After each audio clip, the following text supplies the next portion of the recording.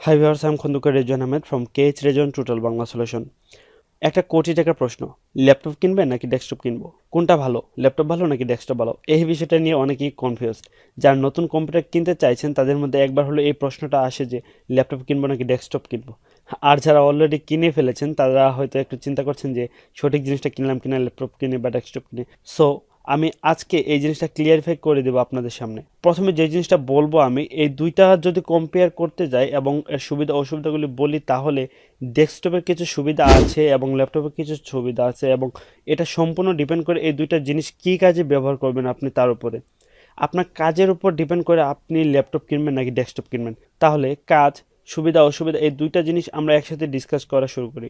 এখন আপনি যদি ভাবেন আপনি গেম খেলবেন, তাহলে অবশ্যই আপনি ল্যাপটপ না কিনে ডেস্কটপ কিনবেন, because laptop is not powerful as much as desktop is. অনেকগুলো গেমিং ল্যাপটপ আছে যেগুলো অনেক হাই এন্টারপ্রাইজ, যদি সেগুলো কেনেন তাহলে হয়তো গুড সার্ভিস পাবেন। কিন্তু গেমিং কম্পিউটারের জন্য আপনাকে মিনিমাম 1,00,000 টাকার উপর বাজেট থাকতে হবে, তা না হলে আপনার কম্পিউটার ভালোভাবে গেমিং কন্ট্রোল করতে পারবেন না। এরপর যদি আপনি ভিডিও এডিটিং, গ্রাফিক্স ডিজাইনিংয়ের মতো কাজগুলো করতে যান, তাহলে আপনি ল্যাপটপ না কিনে ডেস্কটপ কিনবেন। আর যদি আপনি ছোটোখাটো কাজ করতে চান, যেমন net browsing, YouTubing, Microsoft Word, Microsoft Office, Microsoft PowerPoint, Excel, অথবা আপনার ক্লাসের এরকম ছোটোখাটো অ্যাসাইনমেন্টগুলো করবেন, তাহলে আপনার জন্য ল্যাপটপ ইজ বেস্ট। কারণ তখন সেটাকে আপনি আপনার প্রয়োজন মতো ক্যারি করে সাথে নিয়ে যে কোনো সময় ব্যবহার করতে পারছেন, অথবা বাসায় বসে আপনি আপনার প্রজেক্টগুলো করতে পারছেন, যেটা আপনি ডেস্কটপে করতে পারবেন না। কিন্তু আপনি যদি এর চাইতে পাওয়ারফুল কোনো কাজ করতে চান, তাহলে ল্যাপটপ আপনি অবশ্যই করতে পারবেন না। এর কিছু কারণ আছে। প্রথমে যে কারণটা আছে সেটা হচ্ছে পারফরম্যান্স। ল্যাপটপ এবং ডেস্কটপের পারফরম্যান্স যদি আমরা কম্পেয়ার করি, তাহলে ধরুন একটা ল্যাপটপ কোরাই 7 6 জেনারেশন হাই কনফিগারেশনের একটা ল্যাপটপ এবং একই কনফিগারেশন একটা ডেস্কটপ, দুইটা জিনিসকে যদি পাশাপাশি নিয়ে আমরা কম্পেয়ার করি, তাহলে দেখা যাবে যে একই কনফিগার ল্যাপটপের চাইতে ডেস্কটপে তার দ্বিগুণ সুবিধা পাওয়া যাচ্ছে। এর কিছু কারণ আছে। এদের ভেতর বড় যে কারণটা হচ্ছে সেটা হচ্ছে পাওয়ার এফিসিয়েন্সি। একটা জিনিস ভালোভাবে বুঝুন, ল্যাপটপ চার্জের মাধ্যমে চলে, ব্যাটারিটা আগে চার্জ হয় তারপর ল্যাপটপ চলে। এই যে চার্জিং পাওয়ারটা আছে, এই পাওয়ারটা এতগুলো হার্ডওয়্যারকে সঠিকভাবে পাওয়ার সাপ্লাই করতে পারে না। এজন্য এর প্রসেসরগুলোকে, গ্রাফিক্স কার্ডগুলোকে আন্ডার ক্লক করে পারফরমেন্সটাকে একটু রিডিউস করে দেওয়া হয়। আর অপরদিকে ডেস্কটপের ক্ষেত্রে এটা হয় না, কারণ ডেস্কটপের প্লাগটা সরাসরি সকেটে প্লাগ ইন করা থাকে, যার ফলে ডেস্কটপের প্রসেসর এবং গ্রাফিক্স কার্ডগুলো সক্রিয়ভাবে কাজ করতে পারে, যার ফলে এইসব কাজ করার ক্ষেত্রে ডেস্কটপটা বেশি পাওয়ারফুল হয় ল্যাপটপের চাইতে।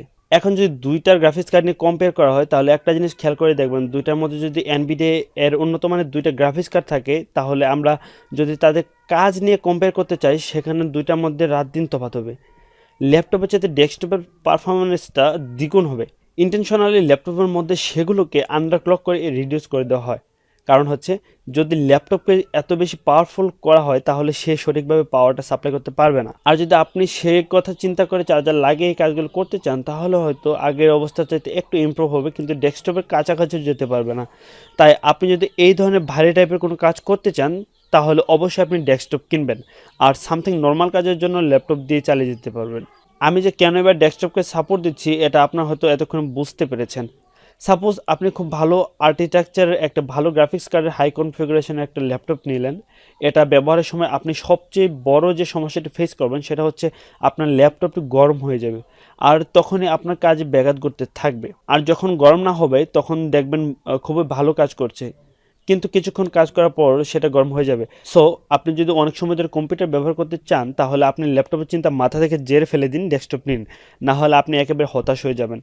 কারণ ল্যাপটপ অনেক বেশি হ্যাং হয়ে যাবে যদি একটু বেশি গরম হয়। কারণ ল্যাপটপের কুলার সিস্টেমটা অবভিয়াসলি ভালো না, যদিও একটা কম্প্যাক্ট, তবু এটার ভেতরে যথেষ্ট ভেন্টিলেশন সিস্টেম নেই, যার ফলে এটার ভেতরে গরম হাওয়াটা খুব দ্রুত বাইরে বের করা যায়। অন্যদিকে ডেস্কটপটা অনেকটা খোলামেলা হয় আর ভেন্টিলেশন সিস্টেমটা অনেক ভালো হয়, যার ফলে ডেস্কটপটা লম্বা সময় ধরে কুল থাকে এবং এর পারফরমেন্সটাও অনেক ভালো হয় ল্যাপটপের চাইতে। আর যদি প্রাইজের কথাটা আমি আপনাদেরকে বলি, তাহলে সেম কনফিগারেশন একটা ল্যাপটপের চাইতে সেম কনফিগারেশন একটা ডেস্কটপ অনেক কম দামে আপনি কিনতে পারবেন। এগুলো ডিপেন্ড করে আপনার প্রোডাক্টগুলোর উপর। আপনি যদি ভালো ব্র্যান্ডের একটা মনিটর ও অন্যান্য যে কোনো পার্টসগুলো আছে যেগুলো ভালো ব্র্যান্ডের নিতে চান, তাহলে আপনাকে অবশ্যই তুলনামূলক একটু বেশি টাকা গুনতে হবে। ডেস্কটপের আরেকটা সবচেয়ে বড় সুবিধা হচ্ছে আপনি যে কোনো সময় এটাকে সম্পূর্ণ আপগ্রেড করতে পারবেন। আপনি হার্ড ডিস্ক আপডেট করতে পারবেন, মাদারবোর্ড আপডেট করতে পারবেন, র্যাম আপগ্রেড করতে পারবেন, মাউস চেঞ্জ করতে পারবেন, মনিটর চেঞ্জ করতে পারবেন। এক কথায় সকল পার্টসগুলো আপনি সম্পূর্ণভাবে পরিবর্তন করে ফেলতে পারবেন। কিন্তু এই ফ্রিডমটা আপনি ল্যাপটপে পাবেন না। ল্যাপটপটা একটা নির্দিষ্ট প্যাকেজে কম্প্যাক্ট করা থাকে, যার জন্য এটাকে আপডেট করার জন্য সুবিধা কাউকে দেওয়া হয় না। সাধারণত আপনি ল্যাপটপের কয়েকটি ছোট পার্টস আপগ্রেড করতে পারবেন, কিন্তু ডেস্কটপের মতো ফ্রিডম নেই। তার মানে আপনি নতুন নতুন ফিচার সিস্টেমগুলো ব্যবহার করতে পারবেন না ল্যাপটপ থেকে। তো সবশেষে আমরা যদি একেবারে বটম লাইনে আসি, ল্যাপটপ শুধুমাত্র একটা দিকে এগিয়ে আছে। ল্যাপটপ পোর্টেবল, দেখতে স্লিম, যখন ইচ্ছা আপনি ক্যারি করতে পারছেন ইচ্ছে মতো। এর সাথে একটু স্মার্টনেস তো থাকছে। এই দিকটা শুধু ল্যাপটপের সুবিধা।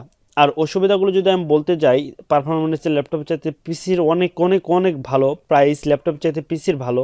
আপনি যদি আপগ্রেডেবিলিটি দেখতে চান তাহলে আপনাকে ল্যাপটপকে আপগ্রেড করতে পারছেন না, কিন্তু ডেস্কটপকে সম্পূর্ণরূপে আপগ্রেড করতে পারছেন। আর আপনি যদি লম্বা সময় ধরে ডেস্কটপ ব্যবহার করেন তাহলে কোনো সমস্যা আপনাকে পোহাতে হবে না। আর ল্যাপটপের ক্ষেত্রে সম্পূর্ণ উল্টো। তো এইসব সমস্যা অসুবিধার কথা চিন্তা করে এদের পারফরমেন্স কম্পেয়ার করে এবং আপনি কী কাজ করবেন তার উপর ডিপেন্ড করে আপনি নিজে ঠিক করবেন ল্যাপটপ আপনার জন্য ভালো হবে নাকি ডেস্কটপ।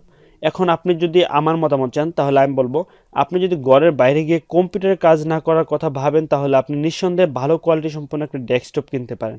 আশা করি ভিডিওটি বুঝতে পেরেছেন। যদি কোনো প্রশ্ন থাকে তাহলে আমাদের ফেসবুক গ্রুপে পোস্ট করুন অথবা কমেন্ট বক্সে জানাতে পারেন। ভিডিওটা যদি ভালো লেগে থাকে তাহলে একটা লাইক দেবেন আর কমেন্ট করে জানাবেন কেমন লাগলো। আপনার ফ্রেন্ডদের সাথে বেশি বেশি করে শেয়ার করুন আমার এই ভিডিওটি। আর অবশ্যই আমার ইউটিউব চ্যানেলটি সাবস্ক্রাইব করতে ভুলবেন না এবং ফেসবুক পেজে তো লাইক দিবেনই। আপনাদের জন্য আরও ভালো ভালো ভিডিও নিয়ে আসবো আশা করছি। দেখা হবে পরবর্তী কোনো এক ভিডিওতে।